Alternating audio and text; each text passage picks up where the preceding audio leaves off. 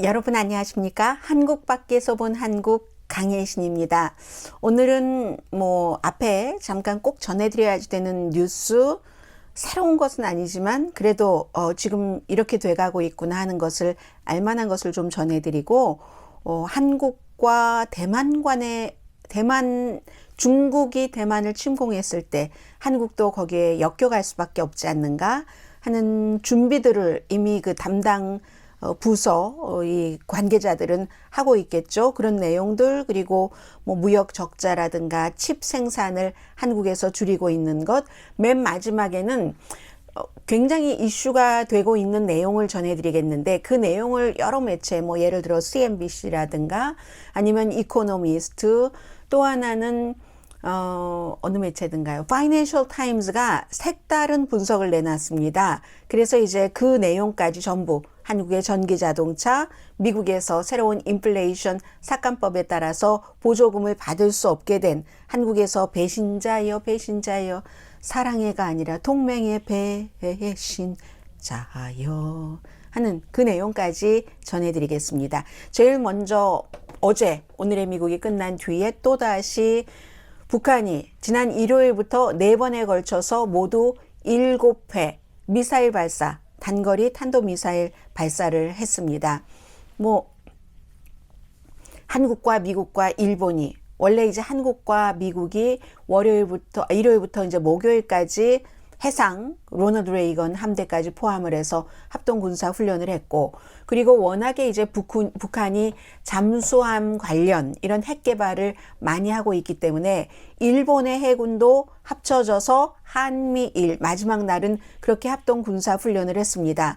그 마지막 날에 역시 그 북한이 2발 탄도미사일을 동해를 향해서 발사를 했고, 일본이 조인한 것은 북한의 이 새로운 발사, 그 잠수함 핵발사 준비에 대항해서 그러한 것들을 찾아내고 탐지하고 추적하는 그 같은 작업을 함께 했습니다.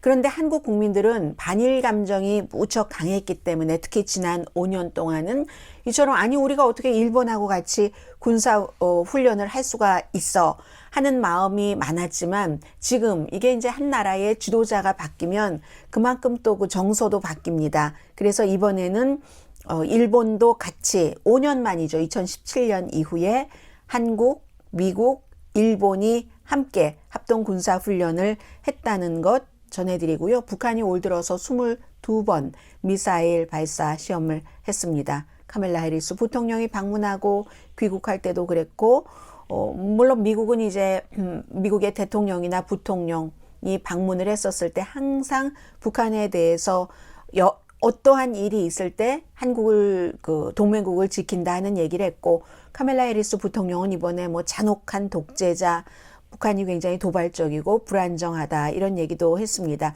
국군의 날 기념사, 대통령 기념사 몇 시간 전에 발사를 했고, 대통령은 거기에 대해서도 강경하게 입장을 밝혔습니다.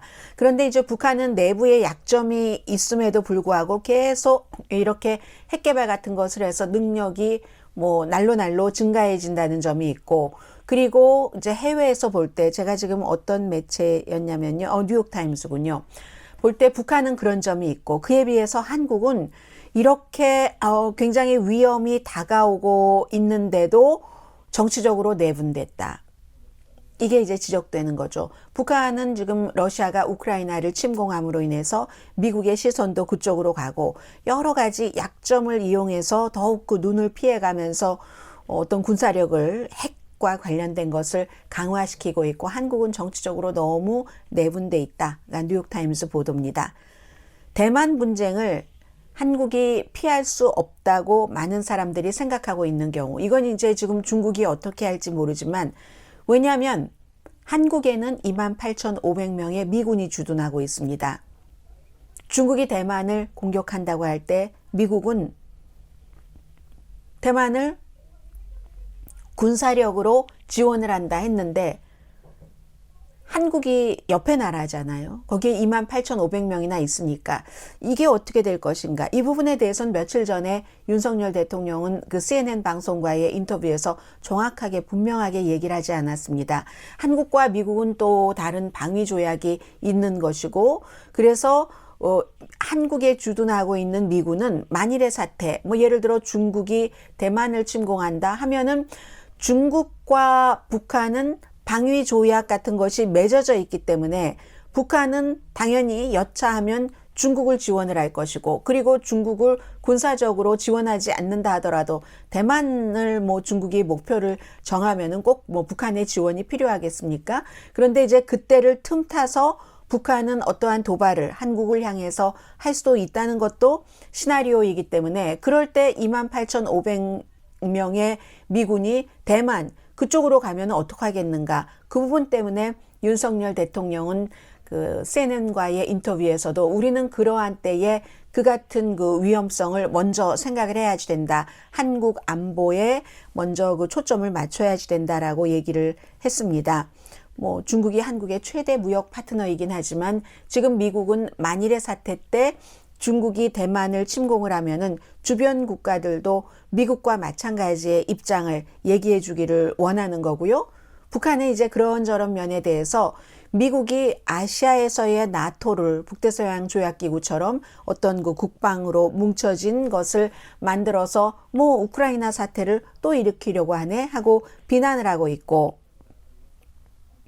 한국은 베트남전 때는 이제 당연히 미국 편이었고요. 아프가니스탄 전쟁 때도 이라크 전쟁 때도 그랬지만 미래는 모른다는 겁니다. 한국의 여러 그 관계자들, 국방 관계자들이나 모두 가능성에 대비를 하고는 있지만, 신범철 국방부 차관이죠. 한국과 미국과 일본이 최근에 자주 만나고 있습니다. 예를 들어서 뭐 모든 분야의 장관들이라든가 그 최고 지도자들이. 그런데 그 한미일 사이에 국방에 관련해서 그 같은 직접적인 논의는 없었다라고 얘기를 하고 있고, 그리고 한국은 어떠한 결정을 할 때 한국의 안보 그리고 한국의 여론을 먼저 확실하게 그 파악을 하면서 해야지 된다. 전략적으로 아직 모호한 거죠.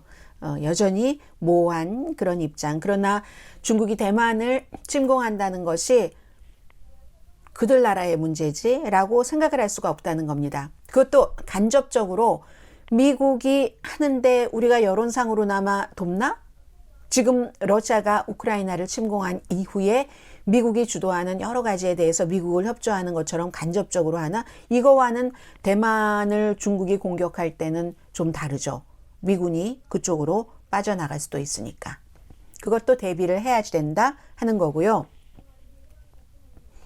한국은 지금 1997년 이후에 가장 긴 무역 적자입니다. 6개월 동안. 이걸 가지고 지금 또 많이 그 윤석열 대통령을 비난을 하던데, 이게 현재 경제가 좋다면 취임한 지 몇 개월 되지도 않은 대통령이 잘해서 좋은 것도 아니고, 지금 경제가 나쁘면 취임한 지 몇 개월밖에 안 된 대통령이 잘못해서 경제가 이렇게 나쁜 것은 아닌데, 그 같은 그 비난은 들어오고 있습니다. 한국에서는, 정치권에서는 1997년이면 아시아 금융 그 위기, 그때 이후에 가장 긴 무역 적자 6개월 연속입니다.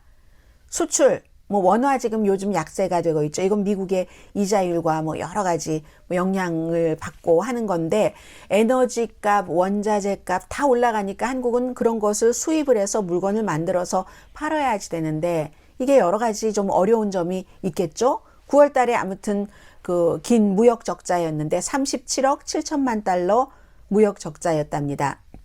수입은 18.6%가 늘어났는데 수출은 2.8%만 증가했다는 겁니다. 그러니까 이게 격차가 심하니까 무역 적자가 9월 달에 37억 7천만 달러. 한국은 수출에 너무 의존하고 있는 나라이기 때문에 세계 어느 나라에서 전쟁이 일어나서 공급망이 망가져도, 팬데믹 때문에 공급망이 망가져도 한국이 힘든 거죠. 물건 또 자원은 많지 않잖아요. 그나마 있는 무슨 광물 자원 이런 것도 북한 쪽에 많이 있고 하니까 이런 여러 가지 문제로 어려움을 받다가, 한국 적자는 8월 달에 최저였다고 하네요. 9월 달보다도 8월 달에 더 많은 것 같네요. 그리고 뭐 원화 약세 같은 것이 뭐 제조업계에도 힘든 점을 줄 테고, 반도체 칩 자동차, 그리고 무슨 뭐 스마트폰의 핵심 부품을 많이 생산하고 많이 파는데 글로벌 경기 침체가 되니까 한국에서 이것도 이제 제조를 좀 조절을 해야지 되는 거죠. 미리 세계적으로 경기 침체가 온다고 하니까. 그래서 8월 달에 처음으로 반도체 칩 생산을 줄였다는 겁니다. 이건 이제 그 수요가 줄어들 것에 대비해서 한 거고요. 중국 수출은 최근에 6.5%가 줄어들었고 유럽 연합 수출 0.7% 줄었습니다. 그에 비해서 미국으로의 수출은 16%, 일본으로의 수출은 2.5% 증가했습니다. 이 모든 것들이 이제 또 최근에 몇 개월은 뭐 아무래도 뭐 새 행정부하고도 연관이 전혀 없다고도 볼 수 없는 거고요. 자, 지금부터는 이제 반도체 칩 업계, 네, 이것 하나 더 전해드리고 전기 자동차에 대해서 몇 가지를 묶어서 전해드리겠습니다.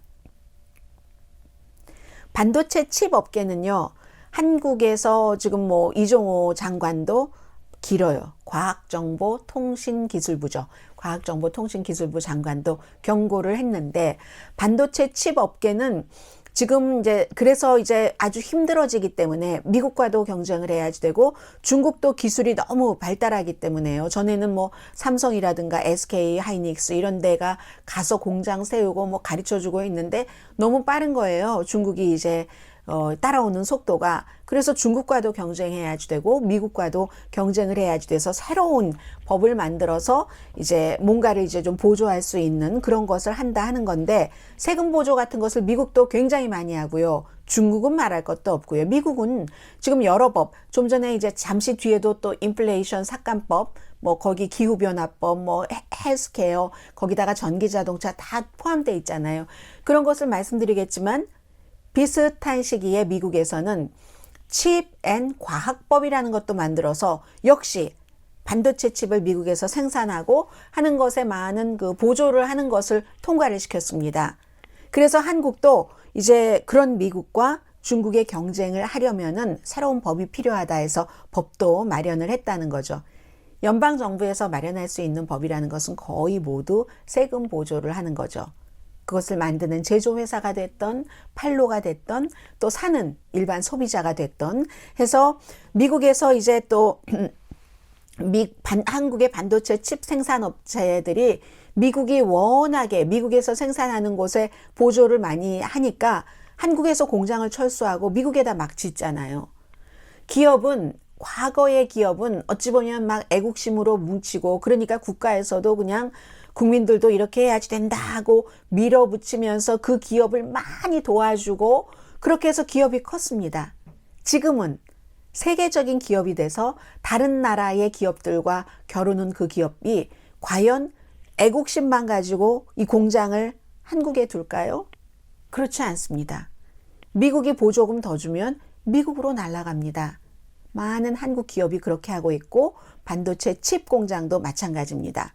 그런데 이제 중국, 그러니까 뒤에서는 뭐 이거 뭐예요? 백척간두입니까? 뭡니까? 제가 최근에 삼국지를 또 다시 읽어가지고 어느 장면이 생각이 나는데 뒤에서는 막 그 중국의 메모리 칩에 추격이 되고 있고 미국에서도 마찬가지로 메모리 칩 법안 같은 것이 만들어서 막 이렇게 되고 있으니까 한국의 기업은 뭔가 보조금이 있는 미국으로 공장을 옮길 수밖에 없다는 얘기입니다. 그래서 이종호 과학정보통신기술부 장관, 뭐 이분은 반도체 전문가이기도 하니까요.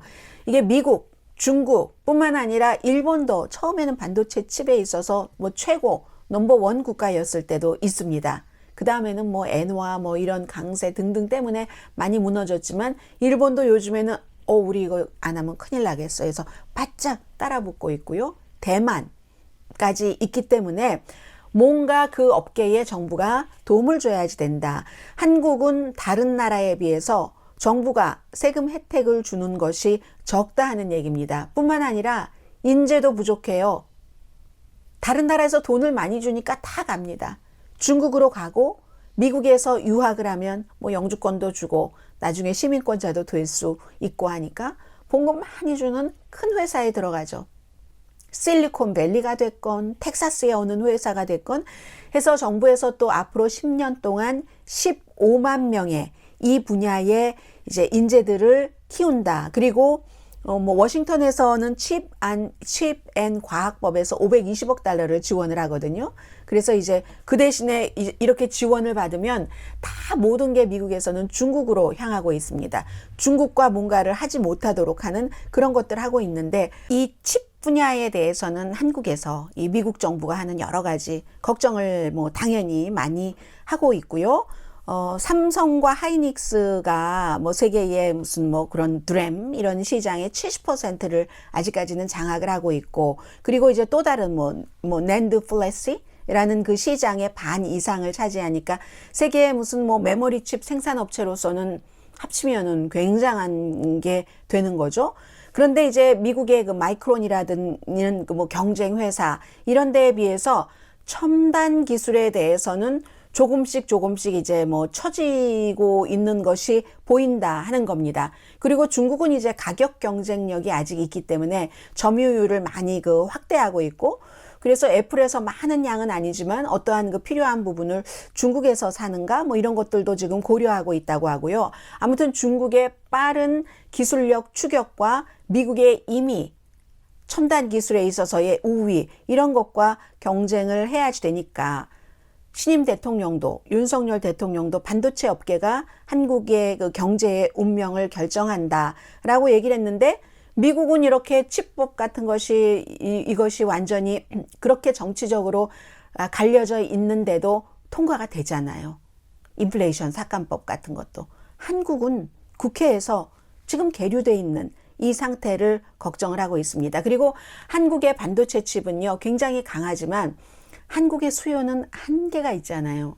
인구가 5,500만 명밖에 안 되는데, 그러니까 세계 시장으로 수출로 나갈 수밖에 없는 겁니다. 글로벌화를 할 수밖에 없어서 10년 동안 이제 반도체 분야에서 15만 명을 훈련을 시킨다고 하고, 그런데 이제 이 반도체 칩 같은 것은 뭐 환경 문제도 걸려 있고 허가받기도 굉장히 뭐 어렵고, 아무튼 그리고 미국에서는 또 저 아시아에서 너무 많이 생산을 하네 뭐 이런 그 계산 같은 것도 있고 해서 한국의 반도체 칩 업계는 이래저래 걱정이 굉장히 많다. 새로운 경쟁자들에게 추월당하지 않을까 뭐 이런 서강대학교 전자공학과의 범진웅 교수의 말도 실었습니다. 이제 파이낸셜 타임즈의 보도였고요. 파이낸셜 타임즈의 이 기사를 쓴 기자가 전기자동차에 대해서도 그 기사를 썼는데 맨 마지막 부분에 전해드리겠습니다. 아마 그 기사에 대해서는 반대의 의견을 갖고 계시는 분들도 계실 테고, 나 이런 얘기 못 들어봤는데 생각하시는 분들이 굉장히 많으실 것 같습니다. 자, 지금부터 전기자동차인데요. 기본적으로 이 두 가지의 전기자동차에 관한 기사와 그 다음에 나머지 언론의 기사 이렇게 생각을 하시면 됩니다. 우선 나머지 언론의 기사 하면은 한국의 전기자동차 그 업계 현대나 뭐 현대 기아 이런 것들이 미국이 인플레이션 삭감법에 한국 자동차는 사람들이 살 때 7,500달러 어떠한 그 베네핏 세금 공제 혜택을 주지 않기 때문에 너무너무 이건 배신한 거야. 이렇게 얘기하는 거기에 대해서 한국 정부가 뭔가를 지금 이미 법이 다 통과됐는데 어떻게 하겠습니까? 그런데도 뭔가 시행령에서 바꿀 수 있는가 해서 여러 가지를 많이 뭐 노력을 하고 있다. 뭐 그런 거가 다른 모든 매체의 기사고요. 그리고 이코노미스트의 기사를 소개해 드립니다. 한국 전기 자동차 그 회사들이 충격에 휩싸여 있다. 외교도 실패했다고 하고 계획도 실패했다고 하고 정부에 대해서 분노 폭발이다라는 제목입니다. 큰 제목과 작은 제목인데 정의선 현대 회장이 그 얘기 이제 다 하시는 얘기잖아요. 지금 뭐 조지아주에 55억 달러를 들여서 공장 짓고 전체적으로 뭐 105억 달러 미국에 이제 투자하는 거잖아요. 그걸 약속하고 나서 바이든 대통령이 절대로 실망시키지 않겠습니다 라고 가서 얘기를 하고는, 그게 5월 달이었는데 한국에 가서 만났으니까 한 40분 정도, 8월 달 3개월 만에 실망을 했죠. 인플레이션 삭감법이 승인됐기 때문에. 그래서 이제 이것은 기본적으로는 미국에서 전기 자동차를 사라고 하는 것이고, 그리고 기본적으로 소비자에게는 그런 얘기를 하는 거고, 나머지는 정책적으로는 전기 자동차 공장과 친환경이니까요. 배터리 공장 이런 것을 미국과 미국 주변에 두려고 하는 겁니다. 그러니까 이제 한국이 이 전기 자동차가 미국에서 제조하는 게 아니니까, 그러니까 여기 혜택에서 밀려나는 거고, 그러니까 또 한국에서는 미국의 조치를 너무나 일방적이고 미국 중심적이라고 비판을 하는 것인데, 미국의 기본적인 것은 공장과 공급망을 미국 근처에 두려고 한다. 다 중국을 겨냥을 하는 겁니다. 거의가. 그래서 이 7,500달러라는 리베이트를 받으려면 크게 두 가지로 나뉘어집니다. 첫 번째가 계속 말씀드린 미국이라든가 아니면 캐나다, 멕시코에서 조립을 한 전기 자동차. 그리고 그게 이제 지금부터 연말까지고 내년 1월부터는 또 추가가 됩니다. 배터리에 대해서 두 가지가 추가가 되는데, 현대 자동차는 현대 기아 자동차는 지금 이거 조립을 여기서 하지 못하니까 못 받는 거죠. 7,500달러 사는 사람이 크레딧을 못 받으니까 크레딧을 받을 수 있는 걸 사겠죠. 그런데 아직까지는 머세디스 벤츠는 여기에 속합니다. 전기 자동차 해서 머세디스 벤츠를 사면은 7,500달러를 받을 수 있고, 그런데 내년 1월부터는 머세디스 벤츠도 해당이 안 됩니다. 왜냐하면 두 가지 배터리에 대한 규정이 거기에 또 들어가는데, 두 가지를 하나하나로 나눠서 뭐 3,500달러 뭐 이런 식으로 하는데, 하나는 배터리에 들어가는 뭐 리튬 이온 셀 부품의 50%의 제조나 조립이 미국이나 아니면 뭐 이런 좀 전에 말씀드린 멕시코, 캐나다에서 일어나야지 되는 거고, 조립돼야 되는 거고, 그리고 두 번째는 역시 배터리에 사용되는 중요한 광물의 40%가 미국, 멕시코, 캐나다이거나 미국과 자유무역협정을 체결한 나라에서 그 나라의 재료를 써야지 되는 겁니다. 그리고 이 두 가지 배터리에 대한 것은 시간이 지나면서 더 강화된 거죠. 말 그대로 중국이나 러시아 것으로 하면은 안 된다는 얘기입니다. 2024년부터 거기에 들어가는 결정적인 무슨 광물질 같은 것이요. 그렇기 때문에 아무튼 지금 그 현대와 기아가 전기 자동차의 미국에서의 마켓 쉐어가 9% 정도 되거든요. 미국은 테슬라예요. 길에 다니다 보면 테슬라 무척 많거든요. 한 71% 점유율. 그리고 그 다음이 현대 9%, 세 번째가 포드 6%입니다. 그래서 현대가 2025년부터 조지아주에서 생산을 하니까 이걸 더 속도를 내겠죠. 더 빨리 하려고. 그렇긴 하지만 그 전에 이걸 못 받으니까 이건 말이 되지 않는다라고 얘기를 하고 있고, 배터리 요구는 더 큰 문제일 수가 있죠. 당분간은. 왜냐하면 중국이 세계 이 배터리 제약을 주는 이런 배터리를 써야지 이 뭐 세금 공제 혜택을 줍니다 하는 그런 것이, 중국이 그 세계의 리튬 이온 배터리 그것의 그 성분의 리튬 이온 셀 4분의 3을 지금 만들고 있습니다. 그 밖에 뭐 코발트, 흑연, 뭐 이런 여러 가지를 뭐 채굴하거나 정제하거나 가공하거나 이런 데에 관여를 또 하고 있거든요. 그래서 2030년까지는 세계 리튬 이온 배터리의 가장 큰 부분을 중국에서 차지할 것이 사실이라는 겁니다. 그래서 이제 이런 한국 사람들이 굉장히 뭐 걱정하고 있다. 그리고 미국에서 지난번에 이 인플레이션 삭감법, 이 모든 것들이 규정된 그것이 몇 개월 동안이나 이렇게 되나 저렇게 되나 하는 그 몇 개월 기간이 있었는데도 막상 통과되자 당황했다는 거잖아요. 전문가와 정치인들이 막 정부가 준비가 안 돼 있다고 비난을 하고 있고, 그리고 이제 또 하나는 미국이 한국과의 자유무역협정을 위반했을 가능성이 있고요. 실제로 세계무역기구의 규칙을 위반했을 가능성도 있고요. 그래서 이제 그런데 이것을 세계무역기구에 가서 제소를 하느냐, 아니면 미국이 뭔가를 해주기를 원하느냐, 여기에 대해서 이코노미스트는 윤석열 대통령이 뭐 짧은 시간이긴 하지만 영국에서도 미국에서도 유엔에서 두 번, 정말 짧게 한 번은 48조 만났을 때도 이 법에 대해서 말을 했다는 겁니다. 세 번 윤석열 대통령이 바이든 대통령과. 그런데 바이든 대통령 그 행정부와 민주당이 도움을 주고 싶어도 이게 일단은 힘들다는 거죠. 왜냐하면 중간선거가 얼마 남지 않았는데 바이든 대통령과 민주당으로서는 이 인플레이션 삭감법이 너무 중요한 성취이기 때문에 중간선거 이전에 이걸 만지작거릴 이유가 없는 거죠. 그렇기 때문에 창의적인 해결책을 찾아야지 된다 하는 건데 어떤 사람은 세계무역기구에 제소해야지 된다. 하지만 그것보다는 어떤 사람들은 미국과의 그 신뢰 여기에 이제 많은 것을 걸고 있는데 그건 뭐 윤석열 대통령도 마찬가지고요. 그래서 마지막 그 필요한 게 이런 신뢰를 바탕으로 한 시행령에서라도 뭔가가 할 수 있는 게 있는가. 이제 그런 이미 법으로 다 통과된 것을 그 법으로 어떻게 수정을 하겠습니까? 조지아주에서 민주당의 연방의원이 뭐 수정안을 냈다고 하지만 절대로 통과되지 않는다니까요. 중간선거 이전에 그 점이 있습니다. 그런데요. 지금부터 제가 말씀드린 것은 이 부분은 끝에 조금 이코노미스트도 지적을 했고 파이낸셜 타임스가 전반적으로 지적을 한 건데 파이낸셜 타임스의 보도는 이코노미스트나 다른 모든 매체에서 이거 미국이 배신자야 라고 얘기하는 것과는 반대라기보다는 조금 다른 시각으로 다른 장소에서 보고 있습니다.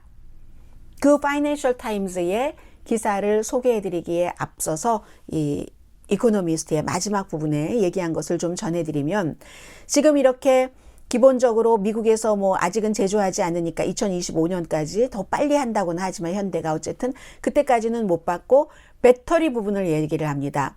호주와 칠레, 한국은 배터리에 사용되는 일부 광물의 생산에서 상당한 능력이 있답니다. 설령 지금은 중국이 장악을 하고 있다 하더라도 그래서 그 능력을 가지고 이익을 볼 수 있다는 건데 그렇기 때문에 이 뉴스를 여러분들께서는 혹시 한국에서 오늘의 미국, 한국 밖에서 본 한국을 듣고 보고 계시는 분이라면 얼마나 한국에서 이 보도를 들으셨는지 모르겠습니다. 저는 제가 한국말로 된 한국 매체의 뉴스를 접할 때 별로 보지 못한 것 같거든요. 그런데 한국 배터리 제조업체가 미국 법이 여러 가지를 지원을 하고 있기 때문에 공장을 미국으로 지금 옮기고 있습니다. 말하자면 칩 공장이 미국으로 반도체 칩 공장이 미국으로 한국 공장이 옮기는 것과 마찬가지로 배터리 제조 업체들이 미국으로 옮기고 있잖아요. 그러면 그렇게 되면은 중국 업체가 벌 수 있는 돈 그걸 한국이 가져갈 수도 있다는 겁니다. 물론 여기엔 시간이 조금 걸리겠죠. 그러나 이 시장은 어마하게 이 타겟은 어마어마하게 크다는 겁니다. 나중에 유럽까지 다 잡을 수 있다는 얘기예요. 물론 어려움도 있지만 그래서 이 부분을 파이낸셜 타임스가 좀 자세히 보도를 하고 있습니다. 파이낸셜 타임스의 그 크리스천 데이비스라는 기자가 이 기자가 앞서 한국이 칩 생산 정말 잘하고 반도체 칩 왕인데 한국 내부의 수요가 적으니까 글로벌 세계 경기 침체에 따라서 수요가 줄어들 것을 예상을 하고 그 제조도 줄인다 하는 것을 쓴 기자입니다.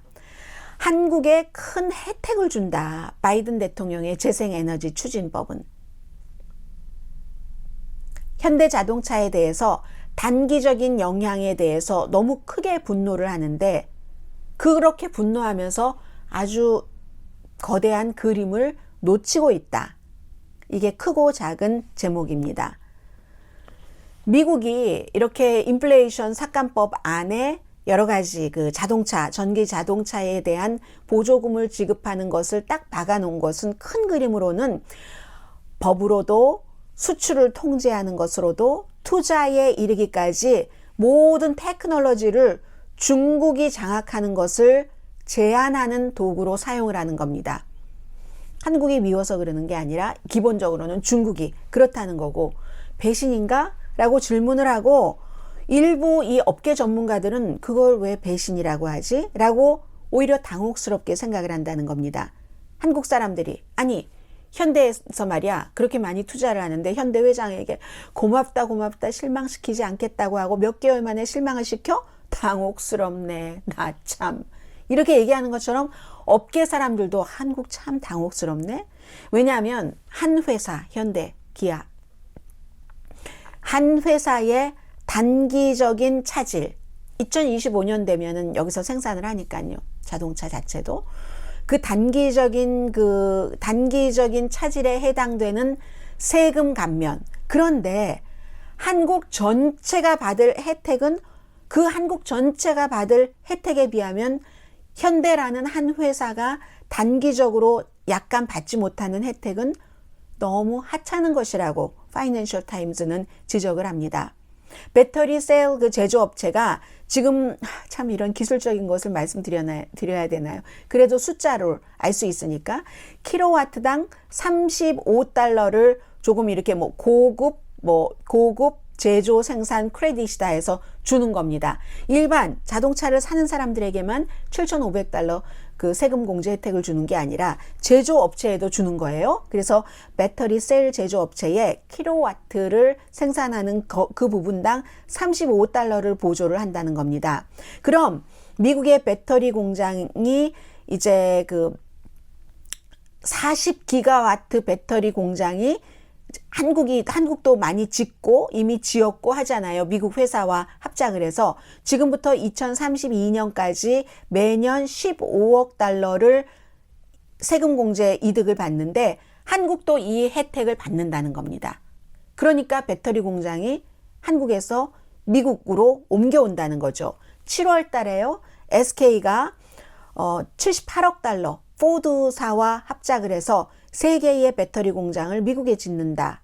그리고 LG 에너지 솔루션과 제너럴 모터스 미국 자동차 회사도 26억 달러를 투자해서 올해요.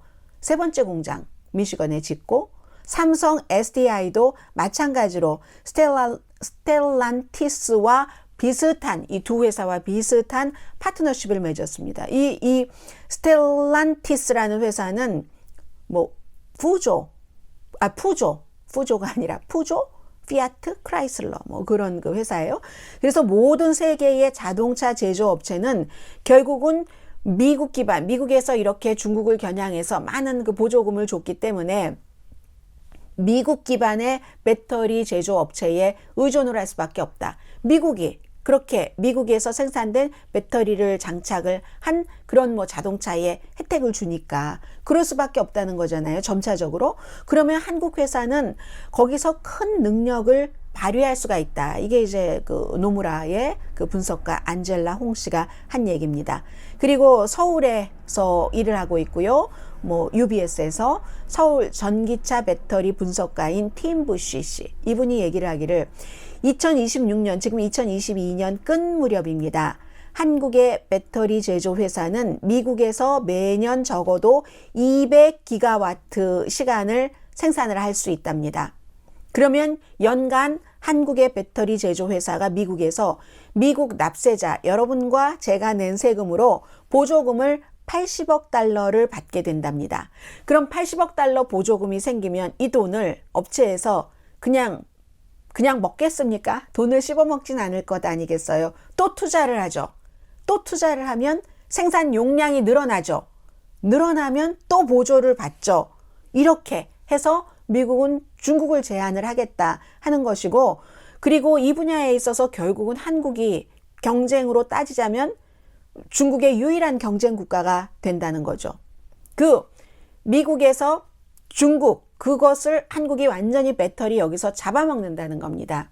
지금까지는요, LA 다운타운에 가보면 올림픽이라는 길이 있고요. 올림픽과 피게로아가 만나는 곳이 있는데 거기에 이제 멀세디스 벤츠 딜러도 오래전에 3천만 달러나 들여서 지어놓은 딜러도 있고 그 건너편에는 중국 전기자동차 회사도 있습니다. 그게 왜 있냐면 LA시에서 여러 가지 이득이 있기 때문에 그걸 거기다가 그 땅에다가 줘라 해서 그 땅 주인이 결국은 그 사람들에게 그 리스를 해주고 이런 거거든요. 이게 다 큰 것은 국가적인 어떤 차원에서 시정부 차원에서 돌아가잖아요. 그런 것들이 이제 중국을 내버리고 중국을 이제 미국에서 다 제거를 해버리고 그 분야에서 한국이 그 자리를 배터리 업계에서도 차지할 수 있다는 겁니다.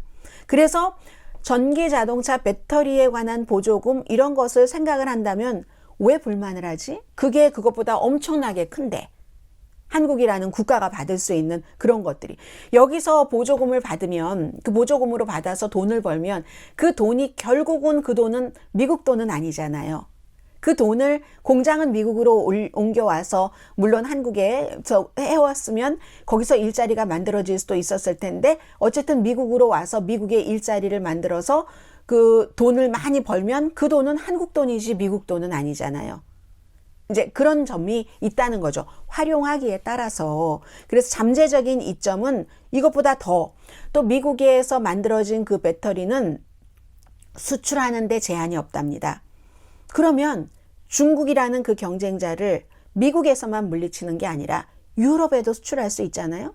유럽 시장을 한국이 제압을 할 수도 있다. 현명하게 활용하면은 그런 거. 그리고 이제 미국의 보조금이 저는 뭐 전기자동차 배터리에 대해서 잘 모릅니다만 뭐 번역을 하면 그렇습니다. 흑연에서 그 뭐 물질이 차세대인 실리콘 무슨 뭐로 전환을 해서 뭐를 할 수가 있대요. 그러면 에너지의 밀도도 높이고 비용도 줄이고 그러면 또 이렇게 배터리 차징하는 시간도 줄인다고 하거든요. 점점 더 발전된 것을 할 수 있다는 겁니다. 지금까지는 이렇게 실리콘 쪽으로 가려고 했을 때도 뭔가가 조금 부족했는데 인플레이션 삭감법이 뭐 돈을 이렇게 혜택을 주니까 가능하게 만든다는 거죠. 투자를 할 수 있는 돈을 준다는 거죠.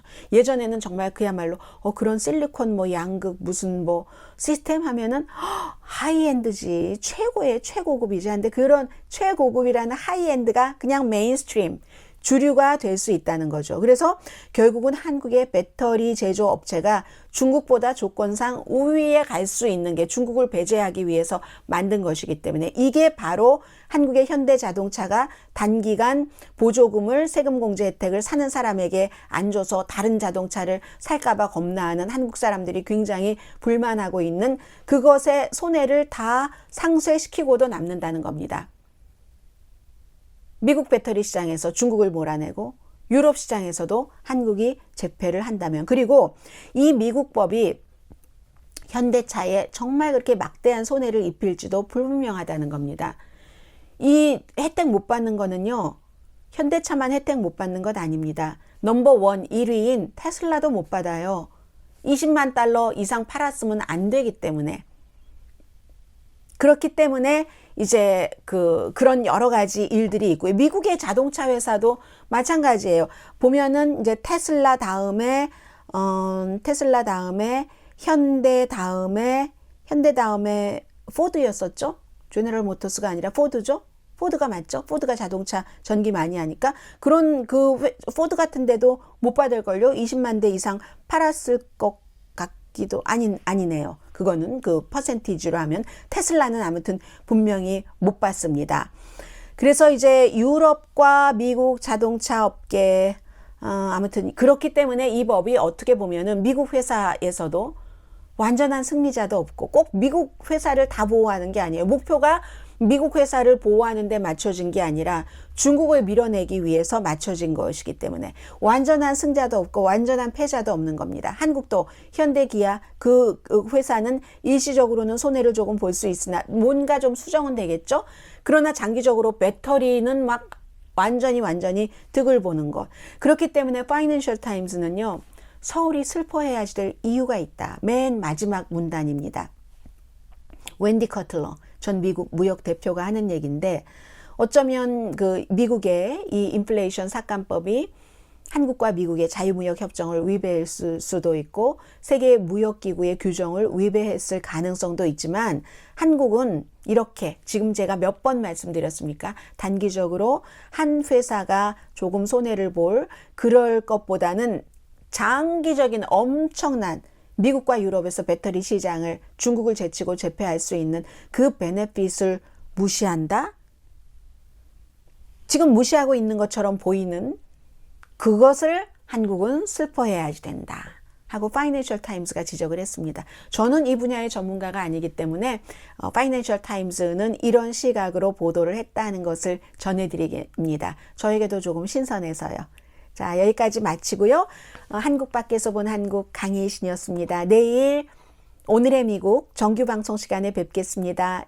아주 즐거운 남은 시간 일요일 지내세요. 제가 어제 방송하면서 토요일이었는데 위크엔드 에디션 일요일이라고 했나요? 토요일이면 어떻고 일요일이면 어떻습니까? 내일 뵙겠습니다.